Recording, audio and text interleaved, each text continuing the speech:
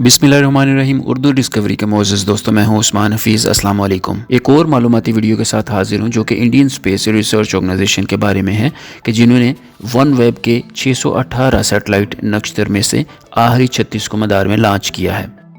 Launch 25 मार्च 2023 को 10:24 पर श्रीहरिकोटा, आंध्र प्रदेश, हिंदुस्तान में सतीश धवन हवाई मरकज से हुआ। सैटेलाइट को पोलर सैटेलाइट लॉन्च व्हीकल के जरिए हवा में ले जाया गया।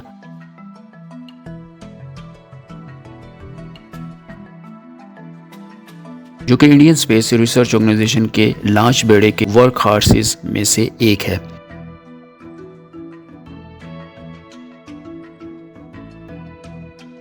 वनवेब सैटेलाइट नक्षत्र को पूरी दुनिया में तेज रफ्तार इंटरनेट कनेक्टिविटी फराहम करने के लिए डिज़ाइन किया गया है, खास तौर पर इन इलाकों में जहां इंटरनेट कनेक्टिविटी महदूद या दस्तयाब नहीं है।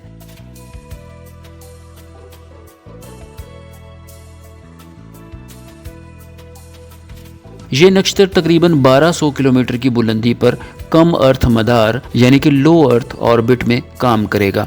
ये launch Indian space research organisation के लिए एक और संगे मील की निशानदही करता है, जो गुज़श्ता बरसों से हिलाई टेक्नोलॉजी के मैदान में नुमायां पेशरफ्त कर रही है।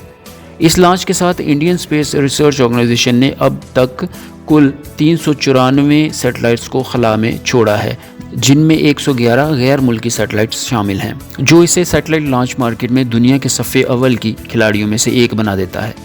वनवेब सैटेलाइट नक्षत्र एक आलमी मवासलाती कंपनी और बरतानिया की हुकूमत के दरमियान एक मुश्तरका मंसूबा है। ये नक्षत्र बरतानिया और दुनिया के दीगर हिस्सों को ब्रॉडबैंड खिदमात फराहम करेगा। इन 36 सैटेलाइट्स का कामयाब launch Indian space research organisation के साइंसदानों और इंजीनियरों की महारत का मुंह बोलता सबूत है, जिन्होंने इस मिशन को कामयाब बनाने के लिए अनथक मेहनत की। यह लॉन्च तमाम इंसानियत के फ़ायदे के लिए बैरूनी हला को पुरअमन तलाश और इस्तेमाल के लिए हिंदुस्तान के अज़्म को भी उजागर करता है। अभी तक के लिए बस इतना ही। मज़ीद मालूमाती वीडियोज़ के लिए चैनल को सब्सक्राइब करना और बेल आइकन को क्लिक करना ना भूलें।